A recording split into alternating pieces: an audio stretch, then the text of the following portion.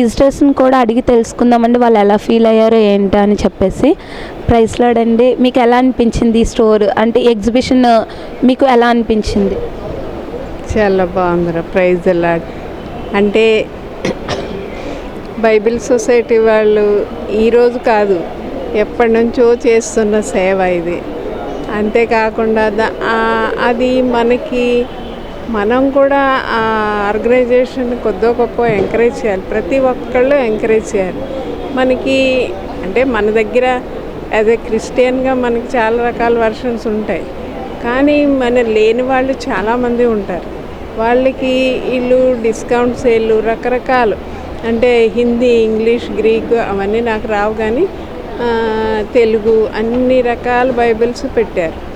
అంటే వీటిల్లో మనం కొన్ని మనకి తారసపడే వ్యక్తులు కొంతమంది ఉంటారు కదా, పిల్లలకి సరిపడినవి, తర్వాత తెలుగు వచ్చిన వాళ్ళు, ఇంగ్లీష్ మాత్రమే వచ్చిన వాళ్ళు చాలామంది ఉంటారు. కాబట్టి వాళ్ళని దృష్టిలో పెట్టుకొని అంటే మనకి already we have so many Bibles, అంటే ఈచ్ వర్షన్ వచ్చినప్పుడల్లా ఒకటి కొంటూనే ఉంటాం, ఇంట్లో ఉంటాయి.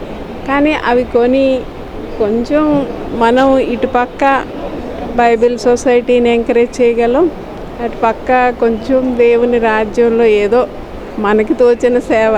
ఇప్పుడు ఇలాంటి పిల్లలు ఉన్నారనుకోండి, ఆ స్టోరీ బుక్స్ ఇవ్వచ్చు. ఇప్పుడు కొంచెం ఏజ్డ్ ఉన్నారు, వాళ్ళకి పెద్ద ప్రింట్ బైబిల్ ఇవ్వచ్చు. కొంచెం మిడిల్ వయసు అనుకోండి, వాళ్ళకి ఒక బైబిల్, కీర్తనలు అంటే అది కొంచెం కొత్తగా ఉంటుంది, అలాంటివి. లేకపోతే ఇంగ్లీష్ మాత్రమే వచ్చిన వాళ్ళకి ఏదో రివైజ్డ్ ఎడిషను, ఎన్ఐవీలు ఇలాంటివి ఉన్నాయి కదా, అవి అయినా మనం ఆ విధంగా సేవ చేయొచ్చేమో ఒక విధంగా అని నేను అనుకుంటున్నాను. మీకు నచ్చాయండి ఇక్కడ బైబిల్ వేరియేషన్స్ అన్నీ మీకు నచ్చాయా? బైబిల్లో ఉన్న వెర్షన్స్ అన్నీ ఉన్నాయిరా, ఇంగ్లీషు, తెలుగు, ఎన్ఐవి.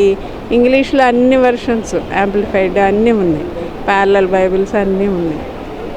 తెలుగులో కూడా చాలానే ఉన్నాయి. ఇంకా పిల్లల పుస్తకాలు అయితే ఇంకా నేను చూడలేదు, కానీ ఇంకా చాలానే చిన్న చిన్న బైబిల్స్ అన్నీ ఉన్నాయి. అవి పిల్లలకి ఏంటంటే చిన్నప్పుడే చిన్న సీడ్ వాళ్ళ వేస్తే బాగుంటుంది అని నా ఉద్దేశం. Thank you madam, thank you so much, thank you.